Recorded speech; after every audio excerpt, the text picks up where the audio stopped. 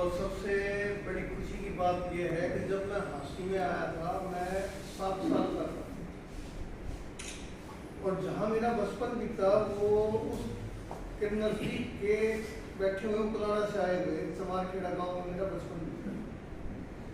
और उकलाना में डॉक्टर टंडन होते थे, तो वहाँ इलाज हो जाता था।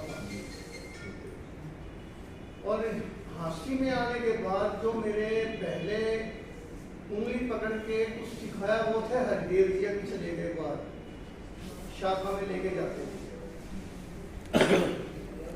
8 साल का था तो शाम को पार्क में खेलते आ जाते, जल्दी इसी समय हो गया चलो शाखा। तो 75 जब एमरजेंसी लेके तब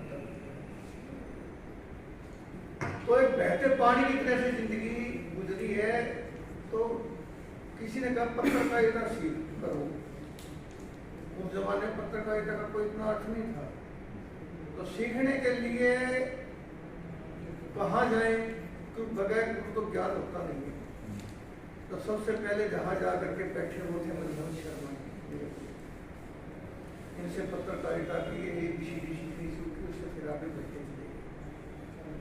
तो इस तरह से जिंदगी अलग अलग पड़ाव में रही। अब बात आती है, आज का दिन जो है देव ऋषि नाथ से स्टार्ट होता है। तो हमारी जो सनातन संस्कृति है इसको इतना महान क्यों कहा गया है? क्योंकि एक समय था यहाँ जो है चिंतन मनन करने वाले लोगों का इतना ज्यादा हाई लेवल था, वो इंसान के पैदा होने से लेकर मृत्यु तक जो भी क्रियाकलाप है उनका बहुत बारीकी से उन लोगों ने अध्ययन किया था और कुदरत के गूढ़ रहस्यों को जान करके उसके साथ सामंजस्य स्थापित किया था। और उसके बाद परंपराओं का उन्होंने समाज के अंदर अनुपालन करवाया था, तब ये एक सनातन संस्कृति बनी थी। उसके अंदर एक ये आता है सूचनाओं का आदान प्रदान। हम देव ऋषि नाथ को तो कहते, लेकिन हमारे समाज में एक वर्ग था जो सूचनाओं का आदान प्रदान करता था, हम उनको कौन कर जाते हैं? हमारा जो नाई समाज है, अगर आज मेरी उम्र के, क्योंकि अब 64 में है हम, तो अगर आज से 50 साल पहले का आप पता करेंगे तो हमारे ब्याह शादियों में या परिवार के लेना देना होता था, इस समाज के लोग करते थे। लड़कियों का लेना है, जाना है, छोटा इनके अंदर देने के लिए हमारे समाज के लोग जाते थे। इसलिए गांव के अंदर हर बिरादरी के लोग होते थे। अब गांव देखिए कितना रिच था हमारा, मैंने कल भी बताया था। जिस गांव में सुनार रहता होगा और जिस गांव में सेठ की दुकान होगी लाला जी की, तो क्या वो गांव गरीब हो सकता है क्या?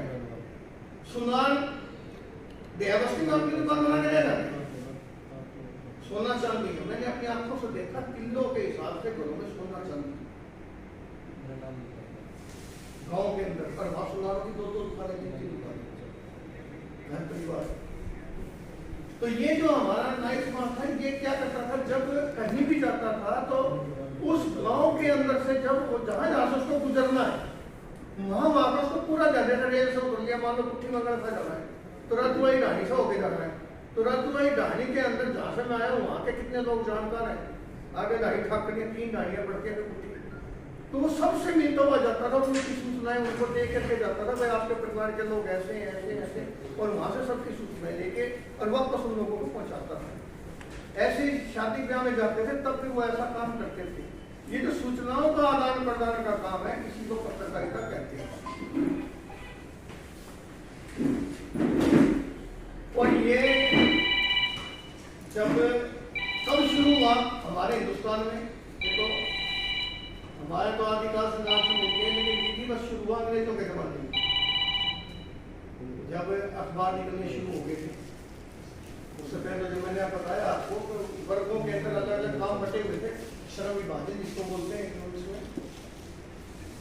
तो जब यहाँ पत्रकारिता स्टार्ट हुई, जब मैं आता हूँ हाँसी के ऊपर, हाँसी में सबसे पहला पत्रकार कौन था? अभी हम बैठ के बात कर रहे थे गुरु जी के पास, सुना जी के। तो आज़ादी के बाद अगर हमारे को यहाँ मिलता है पत्रकारिता का, तो पहले हिसाब से लोग थे वही करते थे। लेकिन धीरे धीरे जगदीश भारती जी और घनश्याम दास जी गांधी जी, उस जमाने में उर्दू अखबार होता था, उसका नाम था वीर प्रताप। ये प्रताप बाजार जो उस अखबार के कारण नाम है। कारण क्या था, उस जमाने में उर्दू बहुत जानते थे, हिंदी नहीं जानते थे या अंग्रेजी जानते थे, तो आम भाषा जो थी उर्दू की थी। तो वीर प्रताप अखबार आता था इस प्रताप बाजार के अंदर। तो यहाँ जो लोग पढ़ने आते थे, प्रताप प्रताप करते करते बोले वो प्रताप अखबार पढ़ना है तो वो प्रताप बाजार इसका नाम रखा है, और किसी और प्रताप से इसका कोई ताल्लुकात नहीं। तो हांसी के अंदर पत्रकारिता के अंदर आजादी के बाद जगदीश भारती जी का नाम आता है, और उसके बाद आता है घनश्याम दास गांधी जी का नाम। उसके बाद फिर ज्यादा अखबार का चलन हुआ, फिर हमारे मनमोहन शर्मा जी, जिनके पास उस टाइम में लगभग दर्जन पर अखबार थे, इनका लेटर पैड पड़ा हुआ एक साइड में पूरे लिखे होते हैं। जब इनके पास बैठे तो चुनाव प्रगति अखबार, नव टाइमर्स, हिंदुस्तान, पंजाब के सारे अखबारों के नाम, चाहे वो शाम के हिसार के अखबार हो या नेशनल अखबार। अब हांसी के अंदर पहला पत्रकार का वहाँ हमारे को मिला जब हम इतिहास पे काम कर रहे थे। हम देख के ताज्जुब माने कि ऐसे ऐसे भी जज्बे होते हैं। आज से लगभग 200 साल पहले यानी 1801 में हिंदुस्तान में राजाओं की आखिरी लड़ाई जो हुई थी वो हांसी में हुई थी। आपके इतिहास में कहीं नहीं मिलेगा, ना कोई पढ़ाएगा ना बताएगा, छलांगे मार जाते इतिहासकार हमारे यहाँ से वहां। हिंदुस्तान में राजाओं की आखिरी लड़ाई बेरी में स्टार्ट हुई थी, 2 महीना बेरी में चली थी, 1 महीना हांसी में चली थी। नवंबर में 27 नवंबर 1801 को स्टार्ट हुई थी और 1 जनवरी को 1802 को वो खत्म हुई थी। इतनी लंबी लड़ाई चली थी, 2 महीने वहां चली और 1 महीना हांसी में चली। लास्ट का जो लड़ाई थी वो जो किले का हमारा दरवाजा के जो ग्राउंड आप देख रहे हो यहाँ वो खत्म हुई थी। और आपको ताज्जुब होगा उस टाइम पे हांसी के इस किले में सिर्फ 700 लोग थे राजपूत, जो अपने राजा के साथ कटे हुए थे, और बाहर थे 50,000 मराठा सेना। 50,000 सेना घेरा दिया। इसके अंदर कैप्टन जेम्स स्किनर, जिसका नेम का बाप है, इसका भाई रॉबर्ट स्किनर, ये दोनों उसी सेना में। उसमें एक एलएफ स्मिथ था, एक एएफ स्मिथ था। एएफ स्मिथ मारा गया था निकल देरी में, एलएफ स्मिथ। मतलब मैं पढ़ के दंग रह गया। एक एक दिन का एक ऐसा हाल लिखा हुआ लड़ाई का, अगर मैं बोलना शुरू करूं तो आपको आसान हो जाएगा। जैसे अभी देख रहे हैं सारे टीवी के ऊपर वो ऐसे विवरण लिखे हुए हैं लड़ाई के डेली। ये आदमी यहाँ मरा, ये आदमी यहाँ मरा, ये यहाँ मरा, ऐसे मरा, ऐसे मरा, उसने तलवार उठाई, मैंने कोई ऐसे लिखे हुए। वो यहाँ कहने का मेरा मतलब है जो लड़ाइयाँ हो रही थी उस टाइम पे हांसी से डेली की डेली रिपोर्टिंग होकर के कैलकाटा जा रही थी, वह मैगजीन छपती थी। अब आप ताज्जुब मानो कि उस जमाने में ना टेलीफोन था, ना कार था, ना रेलगाड़ी थी, ना हवाई जहाज था, कुछ भी नहीं था। सबसे तेज स्पीड में दौड़ने वाली एक चीज थी, वो था घोड़ा। घोड़े के ऊपर सूचनाएं आती जाती थी, एक लंबे टाइम तक घोड़े से चली गई। तो मेजर एलएफ स्मिथ जो था वो डेली रिपोर्टिंग करके कागज पैक करके घोड़े पे जैसे उनका साधन था उसके साथ वो भेजता था। अब उस जमाने में एक छत्रराज तो था नहीं जो कोई रोकेगा टोकेगा नहीं। रास्ते में दूसरे राज भी थे, कहीं भी रुकावट आ सकती थी, लेकिन उसके बावजूद भी कैलकाटा तक उस मैगजीन तक वो मिला। वहां वो विवरण मिले हमारे को, मैगजीन मिली है, उसके अंदर हांसी के विवरण मिले हैं। तो पहला पत्रकार तो हांसी के अंदर अगर हम मान के चले तो एलएफ स्मिथ, जिन्हें युद्ध का विवरण डेली की डेली रिपोर्टिंग करके वहां भेजा। उसके बाद के जो मैंने पत्रकार आपको बताया आजादी के बाद स्टार्ट होते हैं और ये चलता है, क्योंकि मेरे जो बात उसके बाद तो शोध का विषय काल का इनके अंदर हम मिसाल में देखेंगे जो क्या क्या चलता रहा, कैसे रहा है। वैसे तो बहुत चीजें और मिल जाती हैं, बात बहुत लंबी हो जाएगी क्योंकि बोलने वाले और भी हैं और आपको भी कोई काम है तो ज्यादा कहना है मुश्किल हो जाता है। तो आज पत्रकारिता के अंदर भी मायने बदलते चले गए हैं। थोड़ा सा मैं ये बता दूं, हमने जो पत्रकारिता स्टार्ट की थी वो कागज उन्होंने आज देखो पेनों ने कॉपी रखी हुई है, ये मेन चीज होती है, इसको लेकर घूमना पड़ता था। एक पत्रकार और एक मास्टर, पुरानी फिल्मों में देखोगे कि दो छवि बेचारे दिखा रखे हैं। मास्टर धोती पहने, ढीला का कुर्ता पहने, बेचारा सा ढीला डाला सा, और पत्रकार एक घोड़ा टाके ढीला डाला था, जगह जगह घूम रहा पूछ रहा है, वो पत्रकार वो थे, क्योंकि उस जमाने में इनकम का साधन नहीं था। मोहन जी, सब उपस्थित महेश जी, रामदास जी, सचिन जी और बाकी सब पत्रकार, हम नारा जयंती का कार्यक्रम करने की अपेक्षा यही है कि प्रत्येक वर्ग में, जैसे यदि हम बात करें कि सत्य, यदि हम किसी आदर्श को साबित करना चाहते हैं तो सत्य बोलने का उदाहरण देंगे तो सत्यवादी कौन होगा हमारे यहाँ, तो पता है कि राजा हरिश्चंद्र। राम राज्य की बात करेंगे, देश में आदर्श राज्य की बात करेंगे तो राम जी की बात करेंगे। तो पत्रकारिता में भी यदि आदर्श प्रत्येक है, यदि हम मिस्त्रियों की बात करेंगे तो उनका आदर्श करना विश्वकर्मा जी है। प्रत्येक व्यवसाय में कोई ना कोई किसी न किसी का आदर्श है। तो हमारे यहाँ भी पत्रकारिता के आदर्श में नारद जी हैं, उन्हीं के बारे में शिक्षित नारद जी के बारे में बोलूँगा। शुरू में जगदीश जी ने जैसे कहा, उन्होंने शुरुआत की कि हमारे गांव में आज का समय जो है, पता है कि लड़ाई विमर्श की है, नैरेटिव की है समय। देश में दो विचारधारा, राष्ट्रीय विचारधारा और जो इस देश को एक नहीं मानते। देश 30 राज्यों का एक समूह है, इस देश को एक राष्ट्र नहीं मानते। देश को मानते हैं, राष्ट्र नहीं मानते। और जो इस देश को जीवित राष्ट्र मानते हैं, ये सारा देश एक है, जीवित राष्ट्र है। इस सारे देश में रहने वाला समाज, उसकी भाषा क्या है, उसकी वेशभूषा क्या है, उसका व्यक्तिगत रंग क्या है, वो सब रहने वाले अलग अलग भागों में हो सकते हैं, परंतु सब इसके एक राष्ट्र के भाग हैं। तो विमर्श की जो लड़ाई चलती है, उन्होंने कहा कि भारत में एक विमर्श शुरू से चलाया गया अंग्रेजों की समझ से, भारत तो भूखंडों का देश है।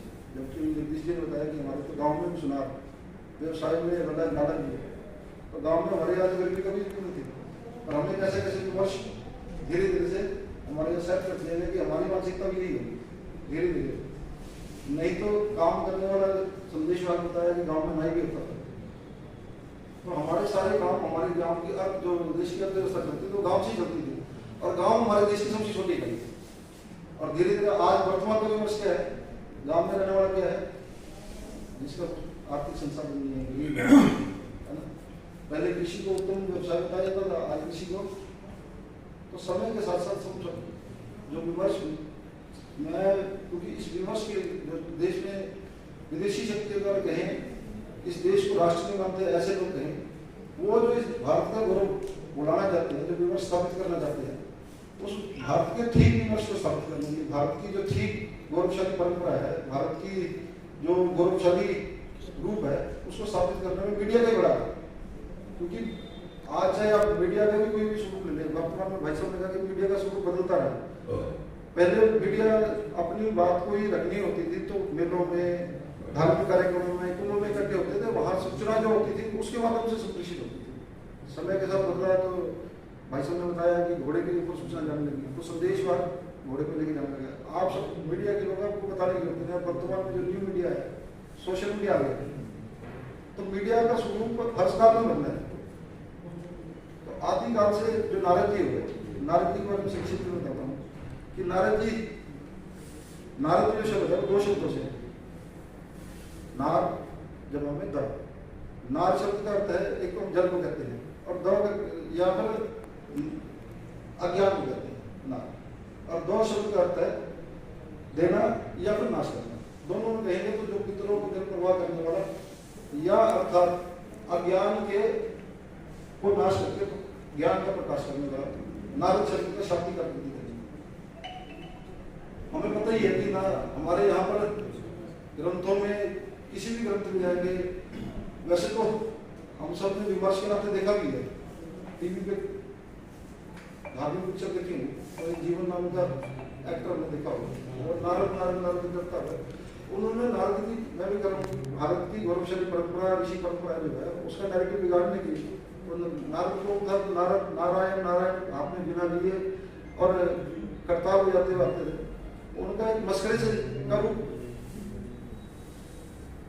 विकसित करने की कोशिश की गई। जबकि नारद जी कौन थे? तो नारद जी के कुछ आदर्श थे।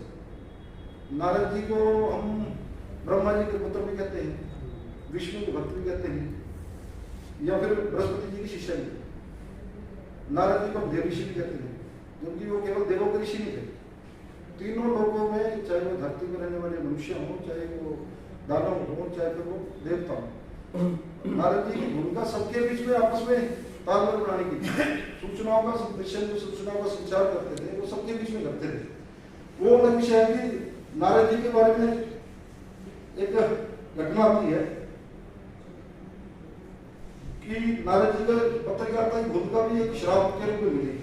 जैसे ब्रह्मा जी के पुत्र हुए दक्ष, नारद जी ब्रह्मा जी के मानस पुत्र थे, तो दक्ष ने अपने 100 पुत्र, दक्ष के 100 पुत्र थे, उनको ये जिम्मेवारी दी कि वो धरती पे जाए और संसार का विकास करें। नारद जी ने उनके 100 पुत्रों को धर्म की काम में तपस्या में लगा दिया। दक्ष ने फिर 100 पुत्र पैदा किए, नारद जी ने फिर नहीं काम। तो दक्ष ने परेशान हो गए, नारद जी को श्राप दिया कि जा करके मैं 3 श्राप देता हूँ। एक तो सदा कि तू सदा विचरण कर, एक जगह पे नहीं रहेगा, घूमता फिरता रहेगा। दूसरा, कहीं अधिक समय तक रुकेगा नहीं। और तीसरा, जो इधर उधर की जो सूचनाएं हैं तो सबको पास करेगा, इधर की सूचना होता है, इधर की सूचना होता है। हम सब के सामने कई सारे उदाहरण भी हैं। भगवान कृष्ण ने भी अर्जुन को कहा कि नारद जी ने ये श्राप को नेगेटिव रूप में नहीं लिया, नकारात्मक नहीं लिया, उसको सकारात्मक रूप में कि मेरे ये जो श्राप है, नहीं तो भगवान जो देवर्षि नारद थे, इन श्राप को खत्म नहीं कर सकते थे, इसके उपाय भी थे। और उन्होंने इसको अपने इन श्राप को लोक मंडल के लिए, लोक कल्याण के लिए प्रयोग किया कि मेरे को ये 3 श्राप मिले हैं, मैं एक स्थान पर स्थायी नहीं होगा, घूमता करता हूँगा, इधर की सूचना उधर होगा। तो उसको स्थायी रूप से, सकारात्मक रूप से लिया कि मैं इसको लोक कल्याण के लिए, लोक मंगल के लिए प्रयोग करूँगा। भगवान कृष्ण ने ये अर्जुन को महाभारत के युद्ध में कहा। जब वो अर्जुन नकारात्मक हो गया था तो उसने उदाहरण देके नकारात्मक, अर्जुन मैं युद्ध नहीं लड़ूंगा सामने देख के, तो अर्जुन को नकारात्मक से सकारात्मक करने के लिए उन्होंने बताया। हमारे सामने नारद जी के बहुत सारे उस समय भी समाज विभाजक शक्तियां थी। ऐसा था नहीं, जो दानव थे वो समाज विभाजक थे, समाज को तोड़ने वाले थे, जो देवता थे जब, तो हमारे सामने उदाहरण भी है। समुद्र मंथन के समय में नारद जी ने सबको सूचना दी कि अमृत निकलने से पहले विष निकलेगा, और नारद जी को इग्नोर कर दिया गया और वो विष का बिगड़ा नहीं। कंस का उदाहरण है, कंस की अति कैसे होगी पाप की, कंस की मृत्यु कैसे करनी है, कंस के हाथों सूचना देकर देवकी पुत्रों की हत्या करवाई कि कृष्ण का जन्म होगा, वो कैसे, ये भी उदाहरण हमारे सामने है। महाभारत के युद्ध के समय युद्ध समाप्त होगा, बलराम जी को बताएगा, युद्ध समाप्ति की सूचना भी बलराम जी को नारद जी ने दी कि वापिस चला जाएगा, युद्ध समाप्त हो गया है। तो फिर बलराम जी का वापस कब गया कि युद्ध समाप्त हो गया, मैं तीर्थ यात्रा ही कर रहा हूँ। उन्होंने यही कहा था कि जब तक युद्ध चलेगा मैं तीर्थ यात्रा में, मैं ना तो गौरव पक्ष का हूँ ना पांडव पक्ष का हूँ। तो नारद जी ने कहा कि जा भीतर चले। तो सूचनाओं का संप्रेषण जो करते थे, सकारात्मक रूप से जो करते थे, समाज के हित में, लोक हित में, लोक मंगल में, ये नारद जी ने किया। वर्तमान समय में भी यदि हमारी वर्तमान पत्रकारिता के परिप्रेक्ष्य में भी कहेंगे तो प्रैक्टिकल जिसको आजकल जासूसी पत्रकारिता कहते हैं, माया का रूप लेके, माया का ज्ञान लेके उन्होंने स्त्री का भी रूप धारण किया नारद जी। इसको प्रैक्टिकल पत्रकारिता जो अनुभवात्मक पत्रकारिता कहते हैं, फील्ड में जाके प्रैक्टिकल करना, ये भी नारद जी का रूप है। या फिर कलयुग में धर्म की रक्षा के लिए नारद जी ने और भी काम, जो हमारे श्री सत्यनारायण की कथा को बोलते हैं, इसका लोगों में विचरण हो, सत्यनारायण की कथा कही जाए और लोगों को कलयुग में भी सदाचार का आचरण करें, तो ये भी नारद जी की देन। आज जो रामायण पढ़ते हैं, भगवान वाल्मीकि जी को वो रामायण लिखने के लिए प्रेरित भी नारद जी ने किया। महाभारत का युद्ध खत्म हो गया, कृष्ण का चरित्र बढ़ा कैसे हो, कृष्ण को लोग कैसे जानेंगे, तो वेद व्यास जी से बात की उन्होंने कि कृष्ण के चरित्र को बड़ा करके, बढ़ा चढ़ा के बताओ समाज में, सबने जिसने अच्छा किया है, जिसने धर्म की रक्षा के लिए इतना बड़ा काम किया है, उसको समाज को भी पता होना चाहिए। और वेद व्यास जी ने नारद जी की बात से ही प्रेरित होके बाद में श्रीमद् भागवत गीता, जो हमारे समाज में हम सकारात्मक भेंट भी करते हैं, जिससे ऊर्जा भी मिलती है, सकारात्मक ऊर्जा भी मिलती है, वो वेद व्यास जी ने मैंने नारद जी से प्रेरणा लिखी है। तो नारद जी की भूमिका मैं भी कह रहा हूँ कि मीडिया ने जो नकारात्मक रूप से विकसित करने की कोशिश की, नारद जी ने सारे काम लोक कल्याण के लिए किए।